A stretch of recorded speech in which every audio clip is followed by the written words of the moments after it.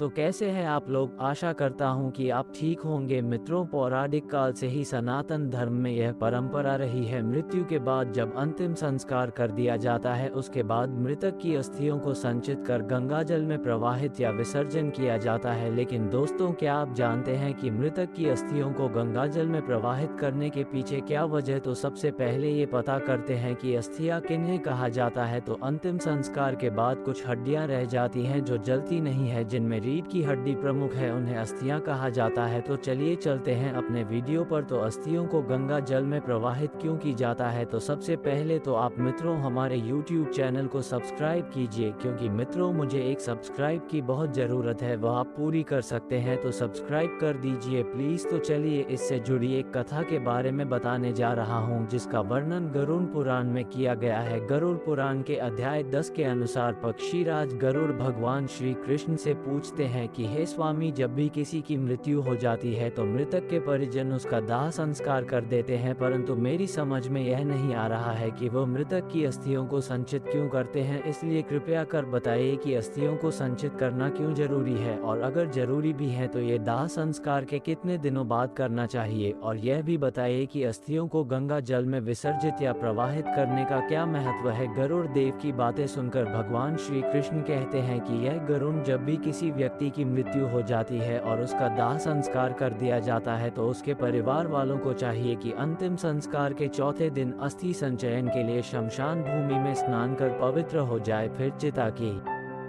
राख से मृतक की अस्थि संचित कर ले। तत्पश्चात सर्वप्रथम उचित स्थान को दूध से सींचे और उसके बाद उसे जल से सींचकर पवित्र करें। फिर संचित अस्थियों को पताश के पत्ते पर रखकर दूध और जल से धोए और पुनः मिट्टी के पात्र पर रखकर यथाविधि श्वद पिंडदान करें। फिर चिता की राख को एकत्रित करके उसके ऊपर त्रिपाई कर उसके खुले हुए मुंह वाला जल घट स्थापित करें। इसके बाद चावल पकाकर उसमें घी, दही तथा मिष्ठान मिलाकर जल के साथ प्रेत को यथाविधि बलि प्रदान करें। एक हक फिर उत्तर दिशा में 15 कदम जाएं और फिर वहां गड्ढों में अस्थि पात्रों को स्थापित करके उसके ऊपर दाह जनक पीड़ा को नष्ट करने वाला पिंड प्रदान करें और उस अस्थि पात्र को निकाल कर उसे लेकर जलाशय जाएं। वहां उसी अस्थि को बार बार दूध और जल से धोकर उस पर चंदन और कुमकुम का विशेष लेप लगाएं। फिर उन्हें एक दोने में रखकर हृदय और मस्तिष्क में लगाकर उनकी परिक्रमा करें तथा उन्हें नमस्कार करके गंगा जी में विसर्जित करें। है गरुड़, जिस प्राणी की अस्थि 10 दिन के अंदर गंगा जल में विसर्जित हो जाती है उसका ब्रह्मलोक से कभी भी पुनर्गमन नहीं होता है। गंगा जल में मनुष्य की अस्थि जब तक रहती है उतने हजारों वर्षों तक स्वर्ग लोक में वह विराजमान रहता है। इतना ही नहीं, गंगा जल को छूकर जब हवा मृतक को स्पर्श करती है तब उस मृतक की पाप क्षण भर में नष्ट हो जाते ही हैं। है गरुड़, जैसे कि तुम जानते हो कि महाराज भागीरथ ने अपने उग्र तप से गंगा जी को अपने पूर्वजों के लिए ब्रह्मलोक से भूलोक ले आए थे, और उसके बाद गंगा जल के स्पर्श मात्र से भस्मीभूत हुए राजा सगर की सभी पुत्र स्वर्ग पहुंच गए थे। तब से गंगा जी का पवित्र यश तीनों लोकों में विख्यात है। इसके अलावा जो मनुष्य अपनी पूर्व अवस्था में पाप करके मर जाते हैं और उनकी अस्थियों को गंगा में छोड़ दिया जाता है तो भी स्वर्ग लोक चले जाते हैं। साथ ही यदि